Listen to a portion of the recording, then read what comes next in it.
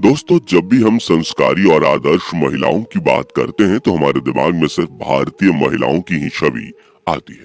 क्योंकि भारत की ही महिलाएं हमेशा से ही अपने परिवार के लिए समर्पित रही हैं, खास करके अपने पति के लिए। तभी तो प्राचीन समय में भारत की महिलाएं जिनके पति वीर गति को प्राप्त हो जाते थे या किसी और कारणवश गुजर जाते थे, तो उनके लिए उनकी पत्नियां जिंदा ही अपने आप को आग में जला लेती थी।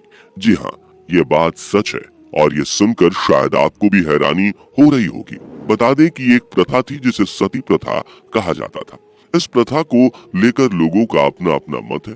तो आइए जानते हैं कि कैसे हुई इस प्रथा की शुरुआत और फिर बाद में कैसे लगाया गया इस प्रथा पर पूर्ण विराम, और आखिर क्या है सती प्रथा का पूरा सच। आइए जानते हैं हमारे आज के एपिसोड में। दोस्तों, भारत देश में पुराने समय से ही दहेज प्रथा, बाल विवाह और सती प्रथा जैसी प्रथाएं समाज का हिस्सा रही हैं, जिनको पूरा करने के लिए लोगों पर जोर दिया जाता है और खासकर महिलाओं पर। ऐसी ही एक सती प्रथा थी जो प्राचीन समय में बहुत ज्यादा प्रचलन में थी। ये एक ऐसी प्रथा थी जिसमें पति की मौत होने पर पति की चिता के साथ ही उसकी विधवा पत्नी को भी जला दिया जाता था। कई बार तो इसके लिए विधवा पत्नी की रजामंदी होती थी, लेकिन कभी कभी ऐसा करने के लिए उसे जबरन मजबूर कर दिया जाता था।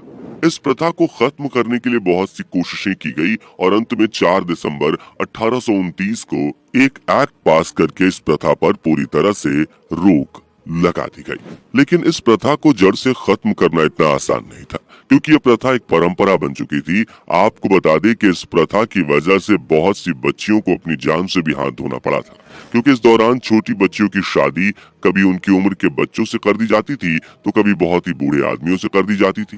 बाद में फिर पति की मौत होने पर उन बच्चियों को भी अपनी जान गंवानी पड़ती थी। सती प्रथा को पूरी तरह से कैसे खत्म किया गया जानेंगे, लेकिन उससे पहले जानते हैं कि आखिर कहां से हुई थी सती प्रथा की शुरुआत। कुछ लोगों के मुताबिक और मान्यताओं के मुताबिक माँ दुर्गा के रूप में सती ने जब अपने पति भगवान शिव के अपमान की वजह से अपने आप को खत्म कर लिया, तब से ही सती प्रथा की शुरुआत हो गई थी। जब सती के पिता राजा दक्ष ने भगवान शिव का अपमान किया था, तो उस अपमान से दुखी होकर माता सती ने यह कदम उठाया था और खुद को जला लिया था। कई लोग मानते हैं कि यहीं से सती प्रथा की शुरुआत हुई थी। कहा जाता है कि इस प्रथा को सती नाम भी माता सती के नाम पर ही मिला है, लेकिन इसे भी पूर्ण रूप से सती प्रथा के जैसा नहीं माना जा सकता है, क्योंकि इस समय उनके पति भगवान शिव जीवित थे और सती प्रथा में औरत अपने पति के मरने के बाद खुद को खत्म करती है।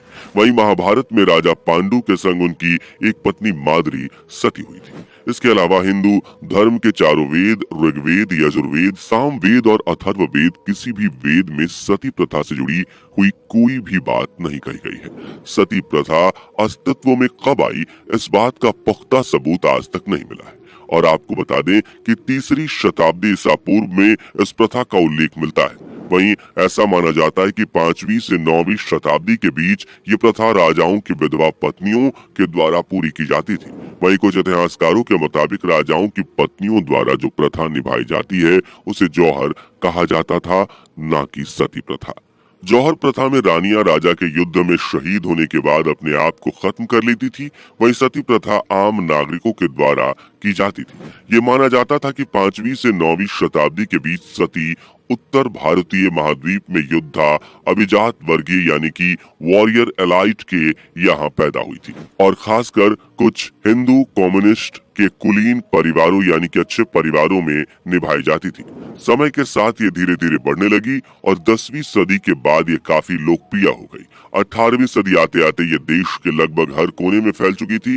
यहाँ तक कि सती प्रथा इंडोनेशिया और वियतनाम में भी फैल चुकी थी। ये भारतीय उपमहाद्वीप के बाहर दक्षिण पूर्व एशिया के कई जगहों में प्रचलन में आई। हालांकि कुछ इतिहासकारों के मुताबिक सती प्रथा पूरे भारत में नहीं फैली थी, और ये पूरे भारत में फैली इसका कोई पुख्ता सबूत भी नहीं है। वहीं कुछ इतिहासकार मानते हैं कि ये प्रथा भारत में गुप्त साम्राज्य के शासन से पहले निभाई जाती थी।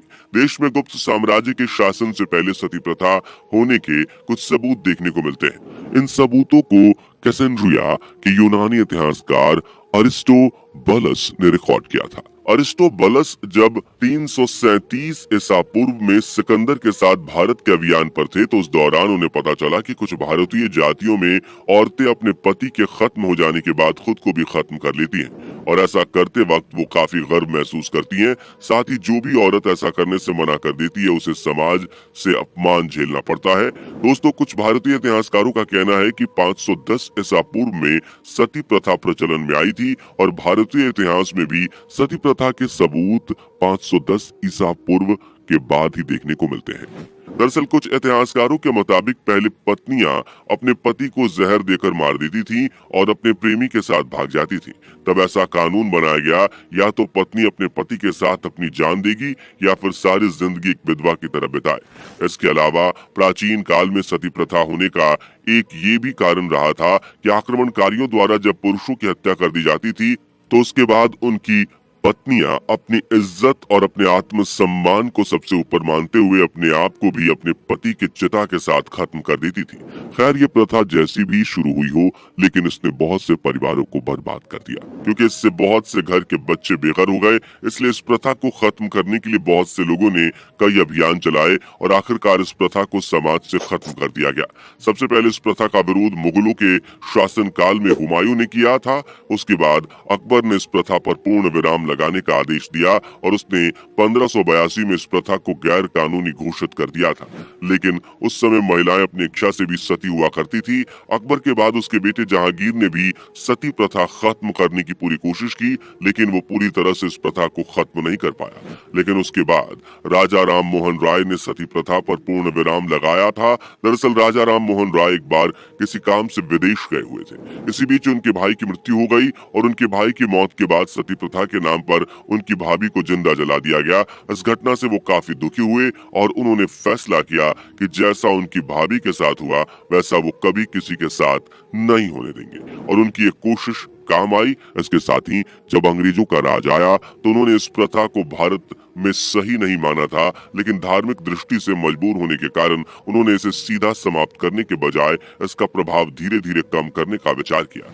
इसके साथ ही उस दौरान राजा राम मोहन राय ने भारत में शिक्षा के प्रचार प्रसार और जागरूकता के जरिए सती प्रथा को खत्म करने की कसम खाई। इस दौरान राजा राम मोहन राय ने न सिर्फ सती प्रथा का विरोध किया, बल्कि उन्होंने समाज के उत्थान के लिए विधवा महिलाओं की फिर से शादी को भी जरूरी बताया। राजा राम मोहन राय ने सती प्रथा की गलत परंपरा और उससे समाज पर पड़ने वाले बुरे असर के साथ उसके निवारण यानी कि सॉल्यूशन पर हिंदी, अंग्रेजी और बांग्ला भाषा में किताबें लिखकर फ्री में बंटवाई और अंत में उन्होंने तत्कालीन ब्रिटिश भारत के गवर्नर लॉर्ड विलियम बेंटिक के साथ मिलकर 4 दिसंबर 1829 को बंगाल सती रेगुलेशन पास करवाया। इस कानून के माध्यम से पूरे ब्रिटिश भारत में सती प्रथा पर रोक लगा दी गई। बंगाल सती रेगुलेशन में सती प्रथा को इंसानी प्रकृति की भावनाओं के विरुद्ध बताया गया था और इस तरह से भारत से पूरी तरह से सती प्रथा खत्म हुई, जिसकी वजह से हजारों घर बर्बाद हुए और हजारों महिलाओं ने अपनी जिंदगी से हाथ धोया। वैसे आपकी इस प्रथा के बारे में क्या राय है, नीचे कमेंट करके जरूर बताएं। जाने से पहले वीडियो को लाइक शेयर जरूर करें और ऐसी ही और वीडियोस के लिए इस चैनल को सब्सक्राइब करके बेल नोटिफिकेशन को भी जरूर ऑन कर ले। धन्यवाद।